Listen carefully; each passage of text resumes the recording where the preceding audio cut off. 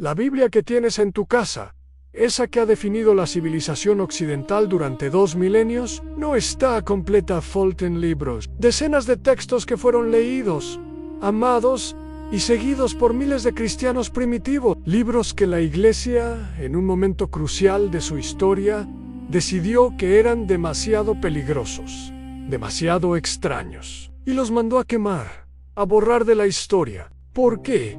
¿Qué contenían estos textos prohibidos? Y si te dijera que nos presentan un Jesús completamente diferente al que conocemos. Durante los primeros siglos después de Cristo, no existía un cristianismo.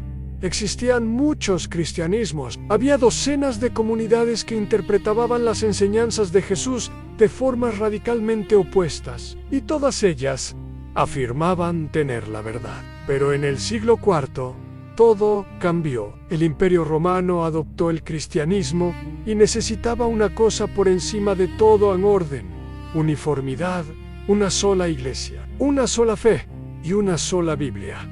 Así comenzó la Gran Purga. Figuras poderosas de la iglesia, como el obispo Ireneo, declararon una guerra abierta contra lo que llamaron herejía.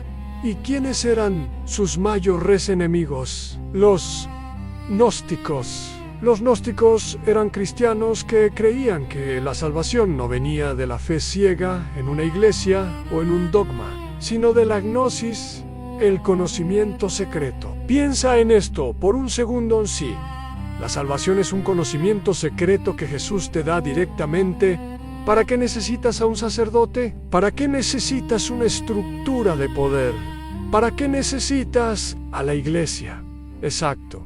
Y ahí empezó el problema. La iglesia oficial necesitaba que Jesús fuera el Salvador del mundo, que murió por tus pecados. Los gnósticos decían que Jesús era un maestro místico, que vino a despertarte y a enseñarte que el reino de Dios está dentro de ti. Esta idea era dinamita pura, era una amenaza directa al sistema. Y por eso, la iglesia ordenó que todos los textos gnósticos fueran destruidos.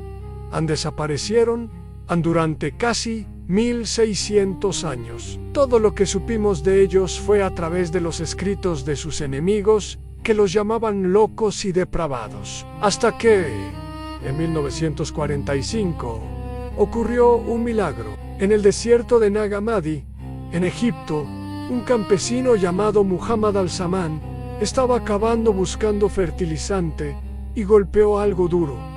Era una vasija de barro sellada. Al abrirla, esperando encontrar oro, solo encontró un montón de libros viejos, de papiro. Decepcionado, los llevó a su casa, y su madre usó varias páginas para encender el fuego de la cocina. No tenían idea de lo que estaban quemando. No era oro, era algo infinitamente más valioso en una biblioteca completa de los textos prohibidos. La biblioteca gnóstica. Gracias a este hallazgo, hoy podemos leer las palabras que la iglesia intentó borrar, y lo que encontramos en ellas es impactante. El texto más famoso de Nag Hammadi es, sin duda, el Evangelio de Tomás Han. Es completamente diferente a los 4 evangelios de la Biblia. No es una historia de la vida de Jesús. No hay nacimiento, ni milagros espectaculares, ni crucifixión, ni resurrección. Es simplemente una lista. Estos son los dichos secretos que Jesús el viviente pronunció. Y algunos de esos dichos son desconcertantes. Por ejemplo, en el dicho 3, Jesús dice en sí: vuestros guías os dijeran, ved, el reino está en el cielo. Entonces, las aves del cielo os tomarían la delantera. Si os dijeran está en el mar, entonces los peces os tomarían la delantera. Mas el reino está dentro de vosotros y fuera de vosotros. Esto es radical. El reino no es un lugar al que vas cuando mueres. Es un estado de conciencia que puedes alcanzar ahora. Esto cambia todo. El Jesús de Tomás no te pide fe, te pide que entiendas. Te pide que te conozcas a ti mismo. En el dicho 70, dice en sí: sacáis lo que tenéis en vosotros, lo que tenéis os salvará. Si no tenéis eso en vosotros, lo que no tenéis en vosotros os matará. ¿Te das cuenta?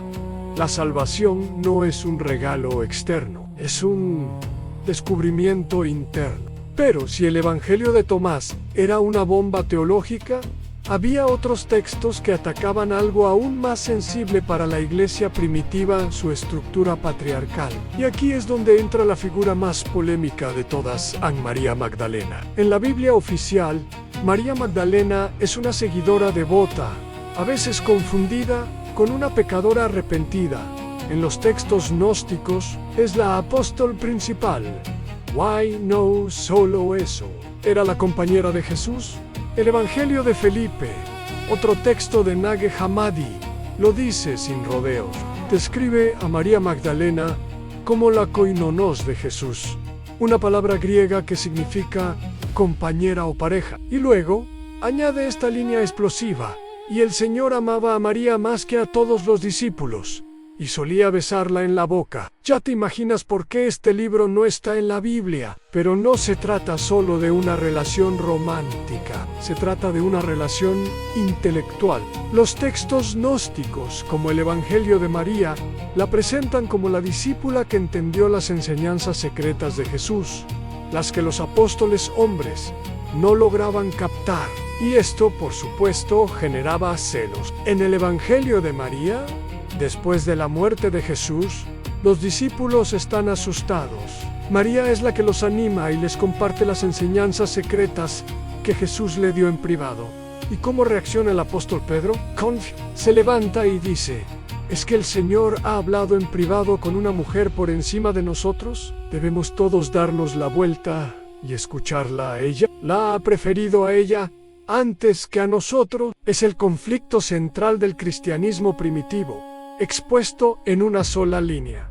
No es una discusión sobre teología, es una lucha de poder. Es Levi quien defiende a María, diciendo a Pedro: siempre has sido impetuoso. Si el Salvador la ha hecho digna, ¿quién eres tú para rechazarla? Ahí lo tienes. La tensión entre el dogma de Pedro, basado en la autoridad y la estructura, y la gnosis de María, basada en la experiencia interna.